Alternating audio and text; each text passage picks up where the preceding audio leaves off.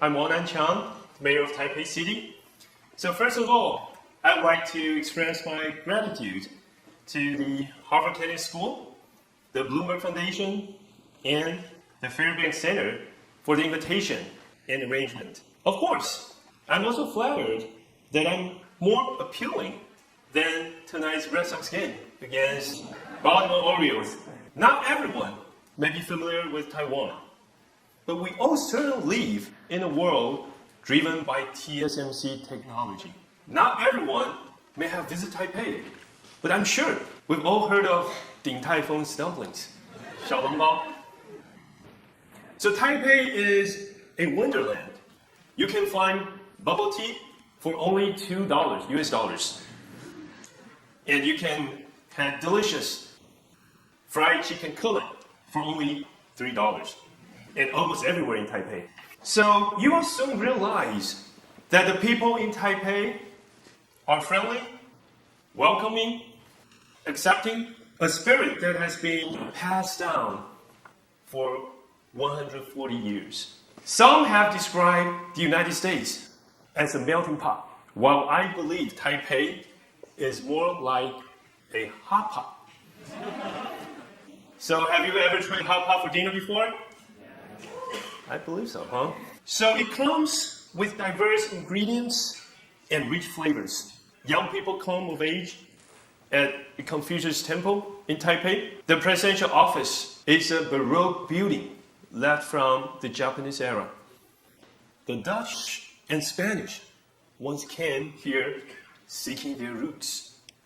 Southeast Asian immigrants and their second-generation descendants have become an important part of Taipei's population. And indigenous cultures are linked as far as New Zealand and Australia.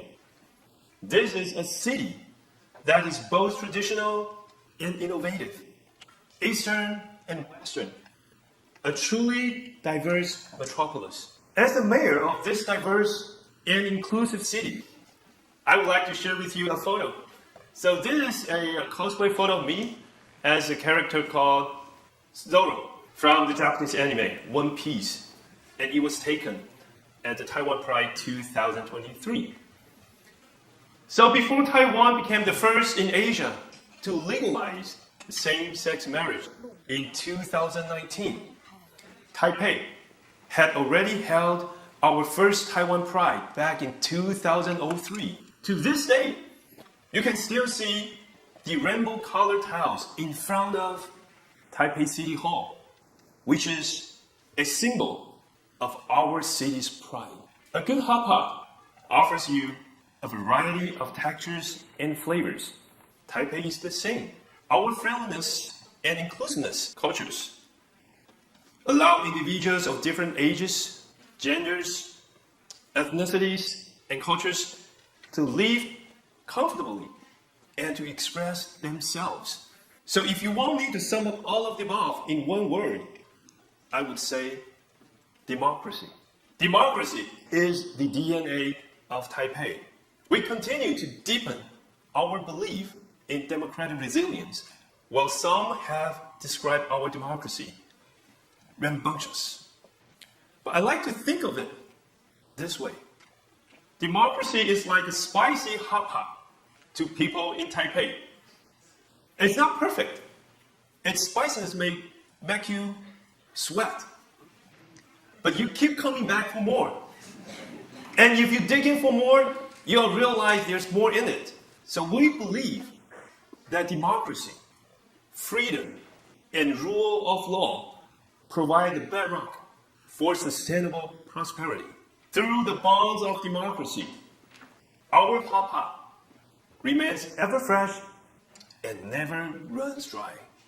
This way of democratic living creates many connections between Taipei and the United States.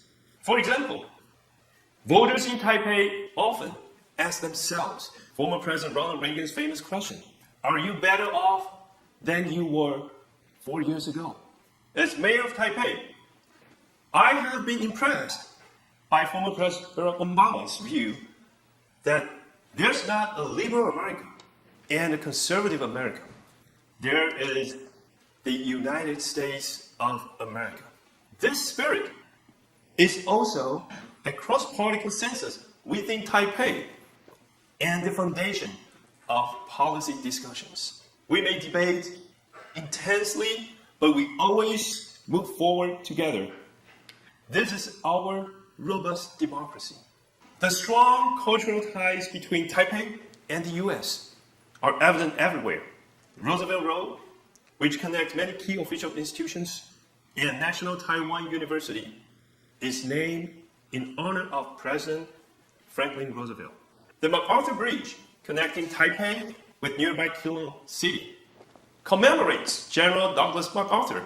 The former residence of the U.S. ambassador to Taiwan has become SPA, Taipei Film House, an arts and cultural hub, showcasing international cultural works. The former vacation retreat of the U.S. 7th Fleet Commander is now the Jingguo Qihai Cultural Park. So since I became the mayor, Taipei has made more connections with Harvard. But this year, the Harvard World Model United Nations was held in Taipei. And we also welcome 2 outstanding Harvard students to intern at the newly established Department for Youth of Taipei City Government. And I know Jeanette and Isabel are here tonight. Would you like to stand up and say hi to everyone? So how was your experience in Taipei this summer?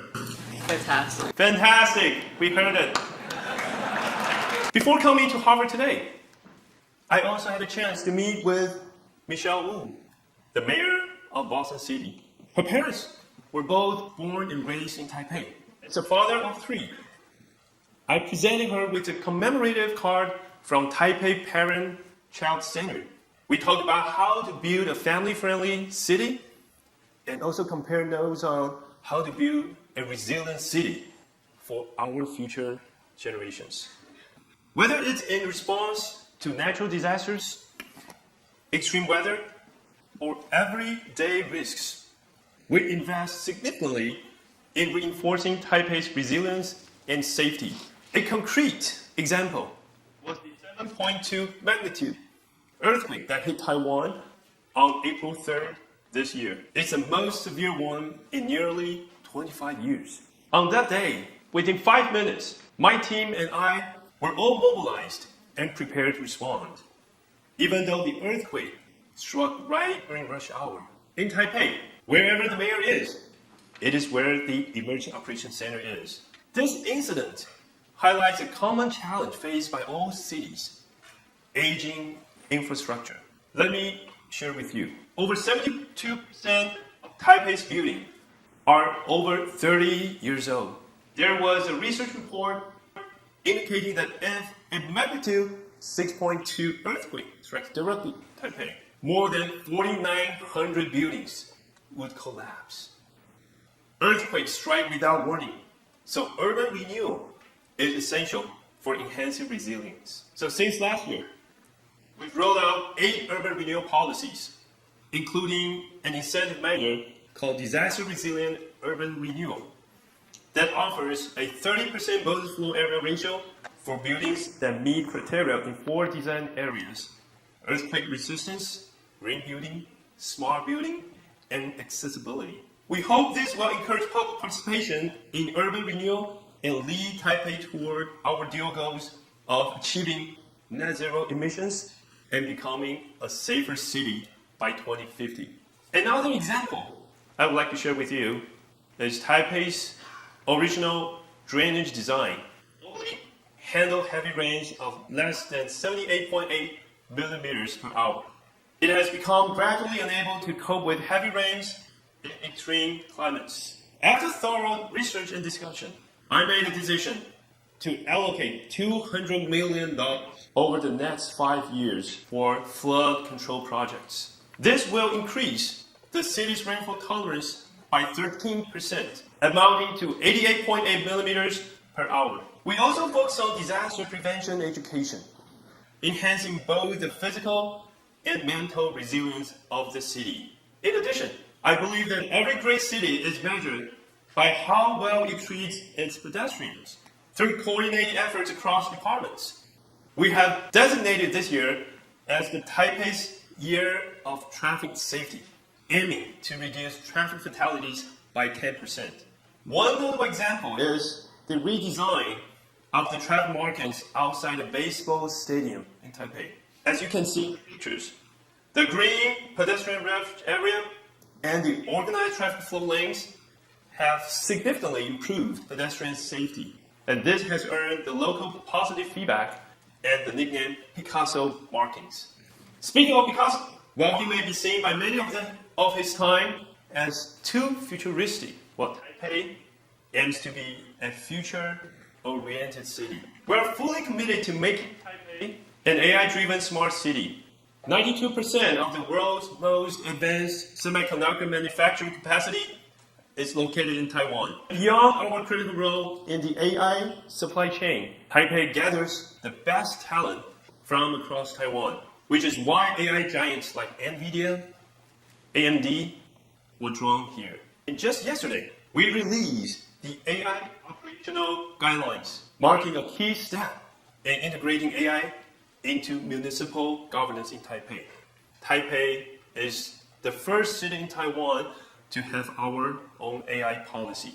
Civil servants will now have clear guidelines to assess whether the use of AI complies with risk regulations, thereby creating an encouraging environment for more innovation. Take the 1999 Taipei City Service Hotline, for example. It's similar to Boston's 311. A team of operators is always ready to answer calls, look up information, and respond to all kinds of questions and needs from citizens. But even the most experienced operator would need time to look up specific details, like the garbage collection schedule for a particular neighborhood, which can waste time for both the operator and the caller. So starting this October, we're rolling out a new service that uses generative AI combined with the city government's database. When the citizen calls, AI will automatically recognize the speech, search for the answer, and provide the operator with accurate information in real time. This will save time for both sides and improve service quality and efficiency. To summarize, I believe everyone has already recognized AI's presence in Taipei. I mean, AI is in Taipei. Taipei. Well, last but not least, I would like to talk about Taipei's role as a bridge, bridging heritage and innovation. I'm a native-born Taiwanese, and I have been fortunate to be shaped by both Eastern and Western education systems. My cultural roots taught me to respect our history and draw wisdom from it. My journey to the West has taught me to integrate my heritage into the process of innovation and create better Taipei for our future generations. During my 10 years in the US, 3 years for law school and 7 years working at a law firm, I experienced a diverse and enriching life. I earned my JD at Penn Law, worked at a law firm in Silicon Valley, even managed to get laid off during the subprime mortgage crisis. It is true. And ultimately, started my own company. These experiences have been invaluable and have deeply shaped who I am today. As a public servant, whether as a legislator between 2016 and 2022, or now as the mayor of Taipei, I draw on this wide-ranging perspective to tackle challenges. My experiences have equipped me with a broader vision, a diversity of perspectives, and innovative thinking. I firmly believe in the power of inclusive governance, which brings together diverse talents and resources.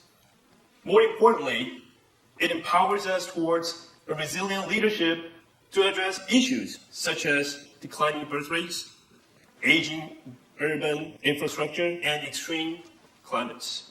I will continue to uphold this belief in bridging tradition and innovation, leading Taipei to strengthen its diversity, democracy, and resilience.